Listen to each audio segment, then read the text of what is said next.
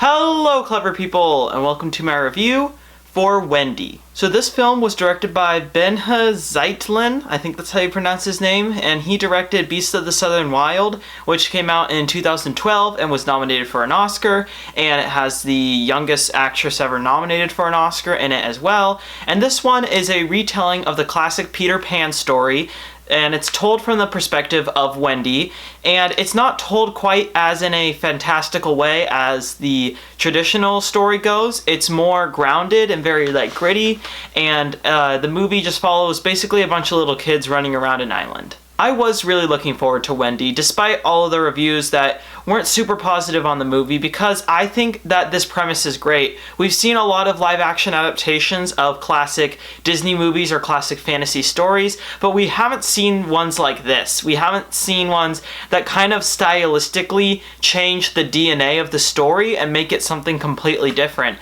And even though this was the story of Peter Pan, it almost is like that didn't even have an impact on the movie. And unfortunately, I was a little bit let down by Wendy. This movie isn't great, and I really do struggle with it because there's a lot of parts that I like about it. The cinematography is absolutely fantastic. I think, I don't know the director's name, I don't know how to pronounce it, but Ben, I'm just gonna call him by his first name, his way of shooting movies is very interesting to me, and I think it really does fit the style of a movie revolving around a bunch of younger kids, because he loves shooting movies with inexperienced actors. He actually is quoted in an interview saying that the reason he works with younger kids is because they make the film set kind of like a place to play rather than a place to work, and he likes that. And I think that's great for the story of Peter Pan because it's all about not aging, and the cinematography reflects that really well. It feels very inexperienced, but not clumsily that way. It feels like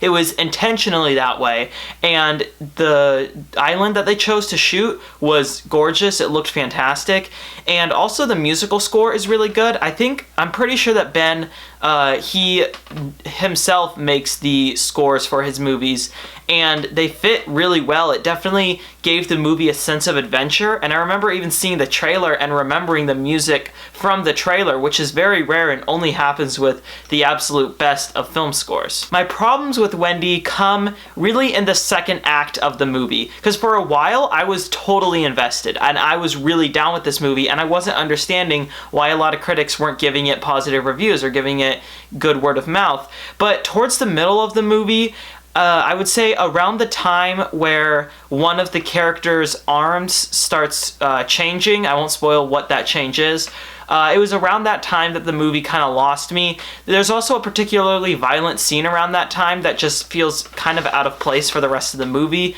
because the rest of it is very kid-friendly, and that also kind of took me out. And after that, I had a really hard time becoming invested in this story again, and I understand that, you know, it didn't really necessarily change as a movie. It kind of just continued doing the same thing, but that's really where my problem was. The movie wasn't changing anything up. It's not like the story was going in new exciting directions. It just continued to be kids running around an island. But when the story does start picking back up, it's just a little too weird for me, and it just didn't work.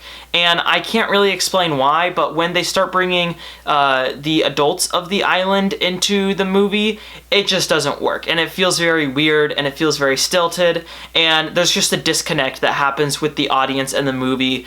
Beyond that, though, there are things I like about this movie, and Ben is great at having younger children act like professionals, and you can tell that he's great with working with younger children because he plays to their strengths. He doesn't try to get them to over-emote, he just gets them to act like crazy kids, and because of that, his movies have a freshness that a lot of modern-day movies lack. I cannot say that this movie is good, though, because it really did lose me, and when it lost me, I just wasn't able to reinvest in it. And so I am going to give Wendy a 5 out of 10. Alright, that concludes my review for Wendy. So, what are your thoughts on this movie, or what do you think of Beasts of the Southern Wild? Comment in the comments section below, and let me know. I'm Robert Burke, and this has been The Clever Critics. Goodbye.